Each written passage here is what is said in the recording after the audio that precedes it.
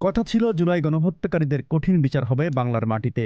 এর মাধ্যমে চুকিয়ে দেওয়া হবে হাসিনার ফ্যাসিবাদকে যারা শক্তিশালী করেছে তাদের সমস্ত হিসাব। কিন্তু দৃশ্যত তার বিপরীত চিত্রই চোখে পড়ছে। অপরাধীদের অনেকেই এখনো ধরাছোঁয়ার বাইরে, আর যারা কারাগারে রয়েছে তাদেরও দিন কাটছে খোশ মেজাজে। হত্যা মামলার আসামি হয়েও কারাগারেই পাচ্ছেন যাবতীয় সুযোগ সুবিধা।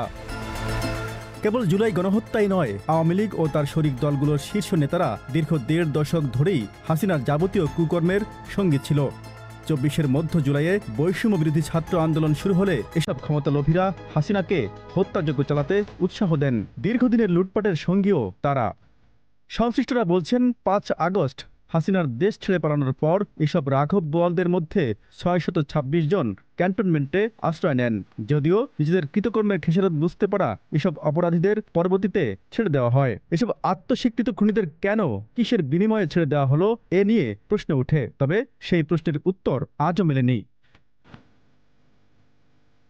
এদিকে হাসিনার সহযোগীদের মধ্যে যারা এখন কারাগারে রয়েছেন, বিভিন্ন মামলায় তারা নিয়মিতই আদালতে হাজিরা দিচ্ছেন।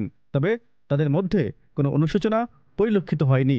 উপরন্তু এসব গণধিকৃত দুশ্মন কারাগারের ভেতরে থেকে সরকার ও দেশ বিরোধী ষড়যন্ত্র করছে বলে সূত্র জানায়। এর মাধ্যমে জুলাই বিপ্লবের চেতনাকে কোনো একটি পক্ষ ইচ্ছাকৃতভাবে প্রশ্নবিদ্ধ করছে কিনা তা নিয়েও এখন প্রশ্ন উঠছে।